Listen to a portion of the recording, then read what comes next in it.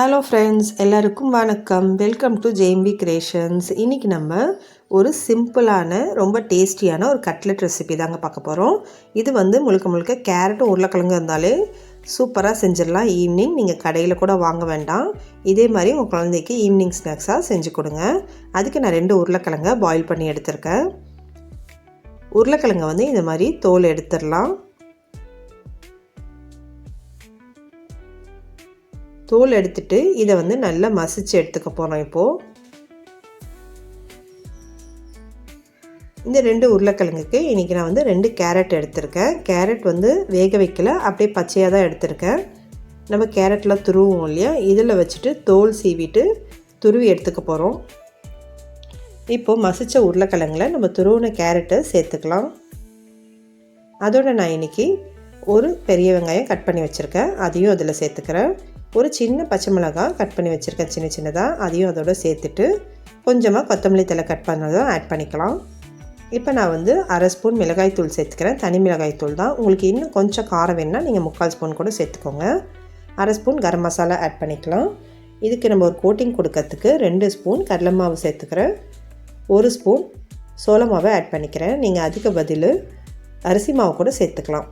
1/2 spoon உப்பு சேர்த்துட்டு இதை தண்ணியே இல்லாமல் நல்லா கையில் இந்த மாதிரி பிசைஞ்சு விடுங்க. எல்லாம் ஒன்று சேர்ந்து இந்த உருளைக்கிழங்குல இருக்க கேரட்டில் இருக்க அந்த தண்ணியே இதுக்கு போதும். கொஞ்சம் கூட தண்ணி தெளிக்க வேணாம். அப்படியே நல்லா இந்த மாதிரி உருண்டை பிடிக்கிற மாதிரி வரும் பாருங்கள். இந்த மாதிரி நல்லா மிக்ஸ் பண்ணிக்கோங்க.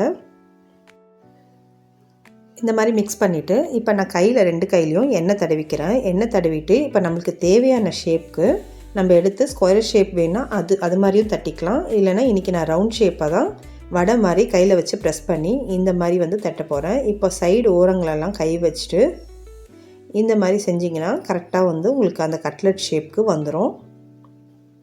இதே மாதிரி நம்ம எல்லாமே உருண்டை பிடிச்சி ரொம்பவும் திக்காக இல்லாமல் ரொம்ப தின்னாக இல்லாமல் இந்த மாதிரி ஷேப்புக்கு நீங்கள் செஞ்சு வச்சுருங்க. ஈஸியாக நம்மளுக்கு உருண்டை பிடிக்க வரும். உங்களுக்கு ஸ்கொயர் ஷேப் வேணாலும் அந்த மாதிரியும் நீங்கள் செஞ்சுக்கலாம். இதே மாதிரி எல்லாத்தையும் நான் செஞ்சு வச்சிட்றேன். நான் இன்றைக்கி 2 உருளைக்கிழங்கு 2 கேரட் எடுத்திருக்கேன். அதுக்கு எனக்கு ஒரு 10லேருந்து 12 பீஸ் கட்லெட் வந்திருக்கு. உங்கள்கிட்ட பிரெட் க்ரம்ஸ் இருந்தால் நீங்கள் அதில் கோட் பண்ணிக்கலாம். நான் இன்றைக்கி ரஸ்க்கு தான் பவுட்ரு பண்ணி வச்சுருக்கேன். நம்ம 10 ருபீஸ்க்கு பேக்கெட் வாங்குவோம் இல்லையா, அந்த ரஸ்க்கு தான் நான் பவுட்ரு பண்ணி எடுத்திருக்கேன். அதில் 2 சைடும் இந்த மாதிரி நல்லா புரட்டி எடுத்தோன்னா அது நல்லா ஒட்டி வந்துடும். இந்த மாதிரி கோட் பண்ணி நம்ம எல்லாத்தையும் எடுத்து வச்சுக்கலாம். இப்போ ஸ்டவ் வச்சுட்டு அதில் நான் 2 டேபிள் ஸ்பூன் 2லேருந்து 3 டேபிள் ஸ்பூன் ஆயில் சேர்த்துக்கோங்க. ஆயில் மீடியம் ஹீட் ஆனதுக்கப்புறம் ஸ்டவ் கொஞ்சம் ஸ்லோ ஃப்ளேம்லேயே வச்சுட்டு இப்போ நம்ம ரெடி பண்ணி வச்சுருக்க கட்லெட்டை அதில் ஒன்று ஒன்றா எடுத்து வச்சுக்கலாம்.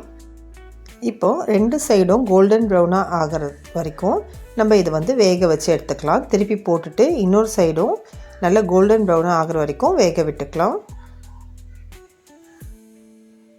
ரொம்பவே ஈஸியான மெத்தடில் இதே மாதிரி செஞ்சு உங்கள் குழந்தைங்களுக்கு ஈவினிங் ஸ்நாக்ஸாக கொடுங்க. ரொம்ப விரும்பி சாப்பிடுவாங்க. அப்படியே சாப்பிட்லாம், சூப்பராக இருக்கும். இல்லைனா சாஸ் வச்சு கூட இதை சர்வ் பண்ணலாம்.